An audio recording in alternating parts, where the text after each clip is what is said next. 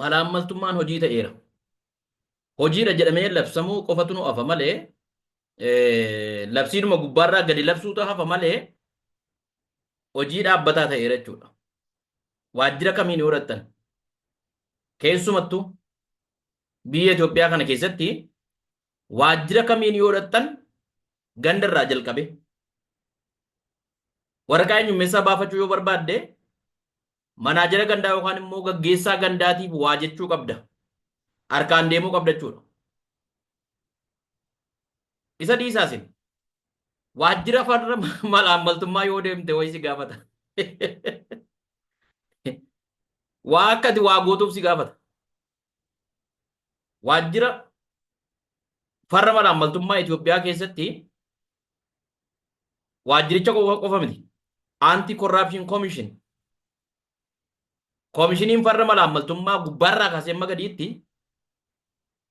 hojii dhaabeera jechuun ni danda'ama. Sababni isaa utuu waajjirri farra malaammaltummaa hojiitti jiraate yoo mana kana nama meeqatu qabamee hidhamaa jechuudha yookaan immoo qabeenya saame deebisee mootummaadhaaf deebisee biyyaaf galchaa jechuudha.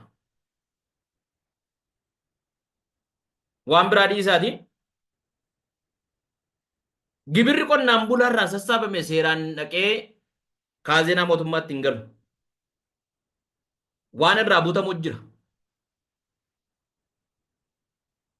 Amma durii malaammaltummaadhaan kan shakkaman namoota muraasa. Amma garuu persentii 75 yoo xiqqaate dhibbarraa jechuudha. Akka waan saama malaammaltummaa fudhadhaa waa harkatti fudhattan malee waa tokko nama tokkoof tajaajila kamiinuu hin kennina akka waan jedhame akka waan labsiin akkasii ba'e garmalee saamamaa jira uummanni. Mana baankii qacaramuu deemtanii beeksisi ba'e miindaa ji'a lamaa yookaan ji'a sadii hin gadhiiftaa yoo dabartee siin jedhameetu eeyyee nan gadhiisetteetti walii galteetti kan itti qacaramtu.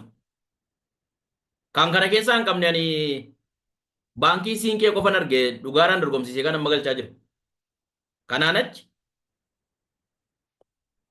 kan mootummaa dorgomii yookaan immoo mana baankii qabne mootummaa jalatti hoogganamuudhaani kan dhuunfaa dhaqee gaafa dorgomtee dookumentii galchitu gaafa dorgomtee barsiisummaadhaaf dhattee waajjira barnootaa dhattu barsiisaa taatee qacaramuudhaaf jechuudha.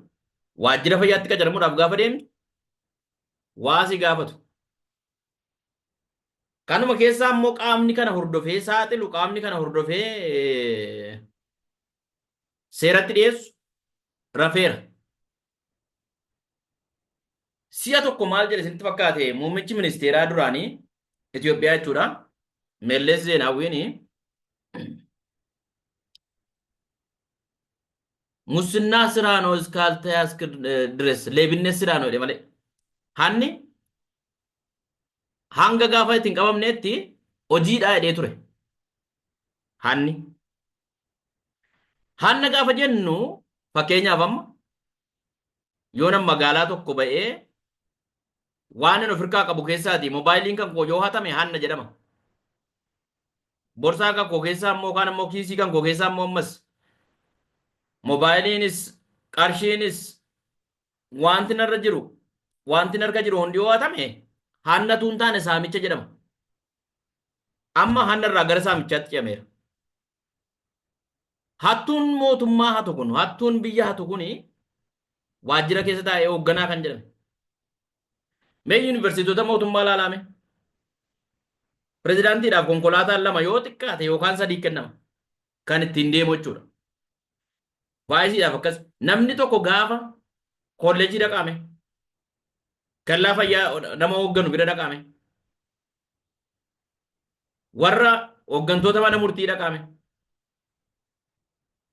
Namni kun gaafa achii ba'u gaafa yeroo isaa fixatee achii ba'us abbaa konkolaataa ta'ee argitu hannuunfaa isaa fitatee miindaa walitti qabatee ittiin bitata kan waajjiraa gatee ergaa fuudhameef.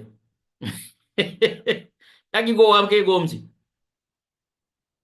Miindaa walitti qabanii konkolaataa bituu dhiisaatii xaafii bituun ulfaateera. Waan ji'aa bituun ulfaateera. Waan nyaatanii bulan bituun ulfaateera bara kana.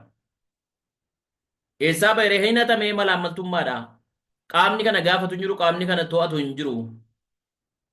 Waajjirri farra malaammaltummaa hojii isaa dhiisee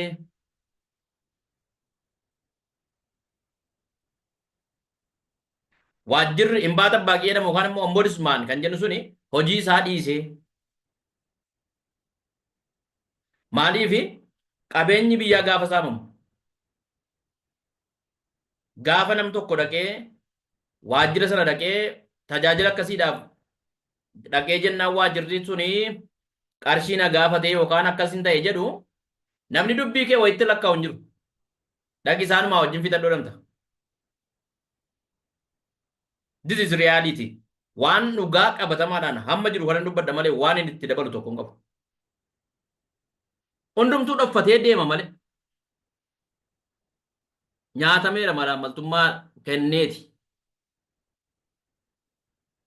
Nama hundumtuu dhoffatee deema malee. Birrii kenneeti kan inni hojii qacaramaa jiru. Birrii kenneeti kan inni tajaajila argataa jiru. Birrii kenneeti kan inni ID baafataa jiru.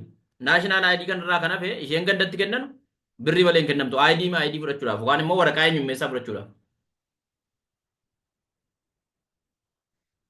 Odiitarri waajjira mootummaa waajjiraalee gurguddaa federaala jalatti hoogganamu naannootti hoogganamu gaafa gubbaarraa muummicha gubbaarraa gaafa yookaan immoo sentraalirra gaafa ergamee warra waajjiraalee mootummaa federaalaa jalatti hoogganaman gaafa dhufee odiitarra odiit godhu odiitiin hin jiru jechuun firii jedha maaliif odiit ginyiti yookaan immoo argannoon odiitii hin jirudha. Sababni isaa maal inni isattis waatu kennama. Innis akka inni badii warra hoogganuu kana hanna warra hoogganuu kana saaxillee fuudhanii birrii itti kennu. Akkaawuntii isaa harkaa fudhataniiti qarshii galchuuf. Hoteela bareedaa intarnaashinaal hotel jedhame kana keessa ta'a akka fedhetti waan nyaate waan barbaade dhugaa nyaata qarshiin hin galaafi. Kanaafuu afaan qabatee deebi'u jechuudha. Piroojeektii adda addaa dhaqee gamaggama. Gaafa gamaggamee bahu free of audit. Kee audit ginyitti nasaan hodhee baachuudha. Maaliif akka mootummaan ani gaaffii tokko hin qabu. To'achuutu dadhabame moo beekaa gadhiiftani? Maaliif kuni?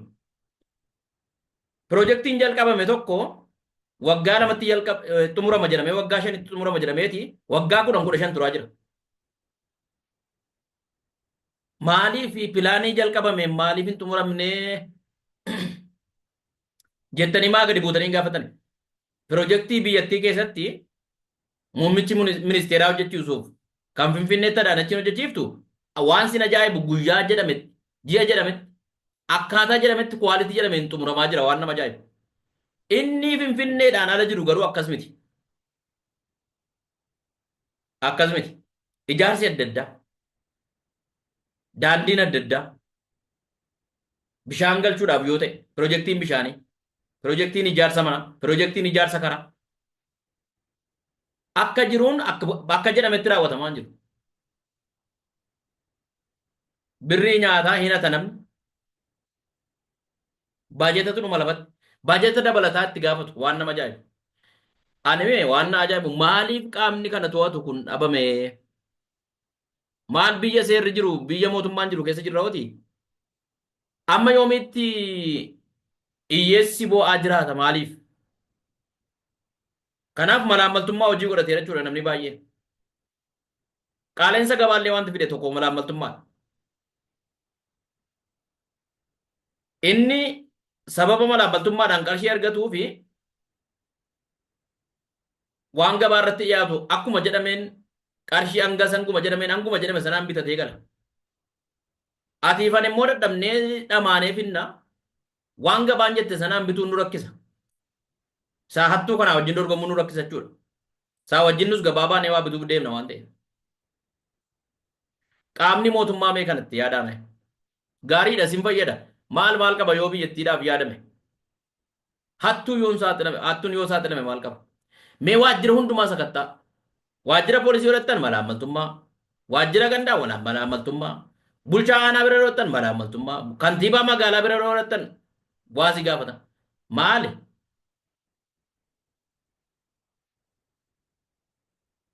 Kanaaf malaamaltummaan hojii ta'eera. Yakkatu hin taane hojii ta'eera. Seerri yakka'edha. Amma garuu piraaktikaalii hojiidhaan wanta garuu garuu akkan hojii ta'etti. Adaraa ishee kanatti nu yaadachuun barbaada. Galatooma ulfaadhaa.